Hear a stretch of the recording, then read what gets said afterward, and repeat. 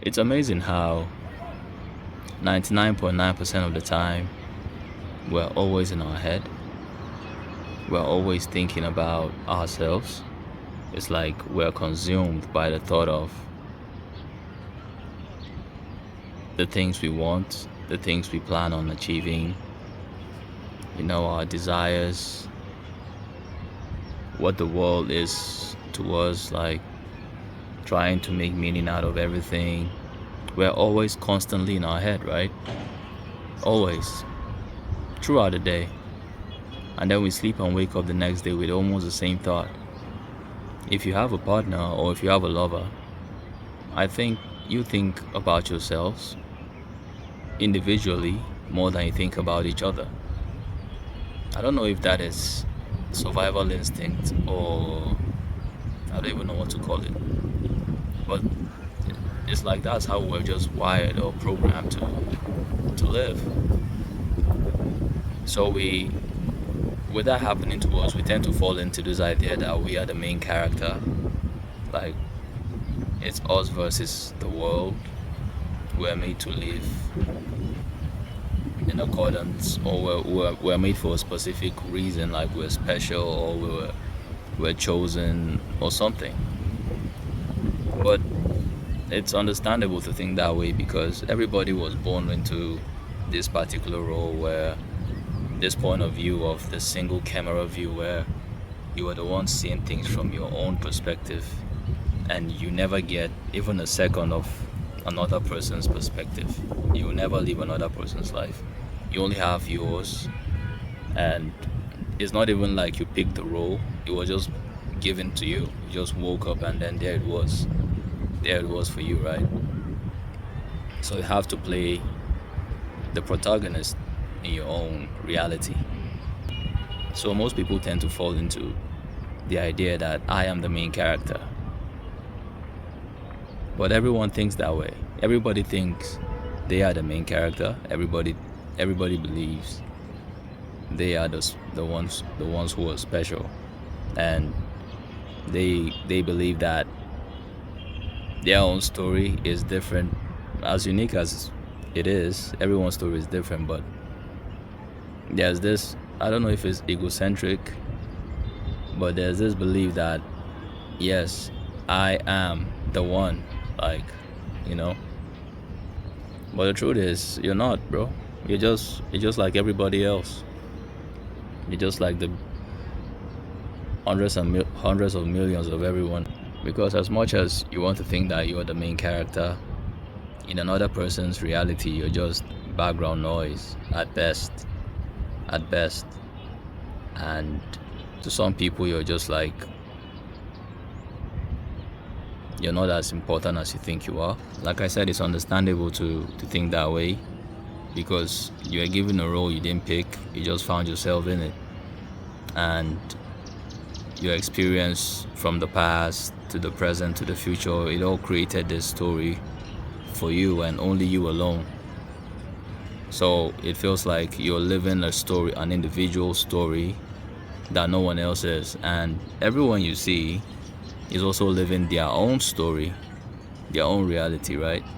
So you can't really know what they are. Like, we don't really see people for who they are. I think Robert Greene once said that you don't really see people, you just project onto them things that you think.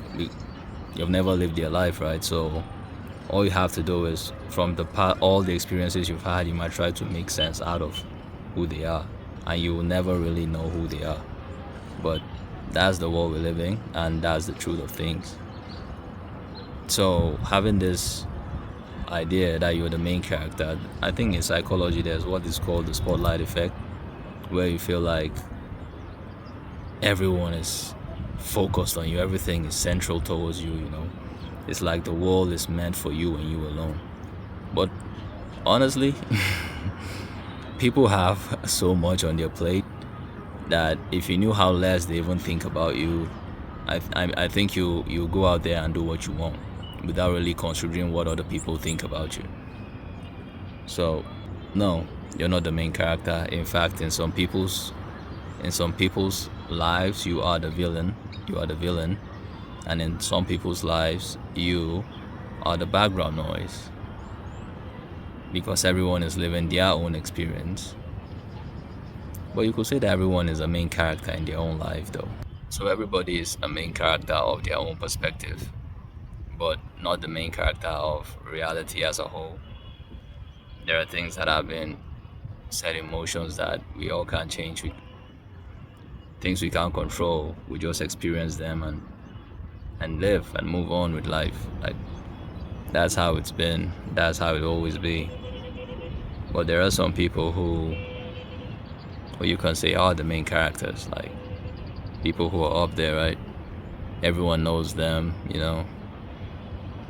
egos off the roof, and in their mind they are the ones, they are the shit. So life is always going to be like that. That doesn't mean you have to want to be like that. You just have to be yourself and enjoy life. What more can you do? So the question is there anything wrong with being the main character in your story? Absolutely no, there's nothing wrong. In fact, being the main character is very important because it gives you identity, it gives you purpose, and it gives you motivation to act in a certain direction in your life. Without that, you'll be demotivated and won't find any reason to live. So that is a very important thing. I know spirituality talks about killing the ego, but there is a healthy amount of ego you need in life, in my opinion, which is very, very necessary. So the main character syndrome, let me call it that, has its uses because it gives you purpose in life, it gives you an identity, and we all need it. We all need that. So it's safe to say you're the main character in your own world, but you're not the main character of the world. If that makes sense. I think being the main character is like putting on glasses.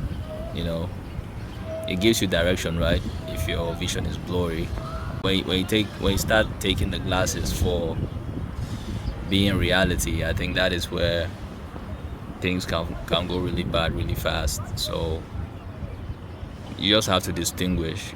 You just have to be able to distinguish that and not get carried away with, or not mistaking one for the other, if that even is a word. But anyway, I think that's all I have for this video.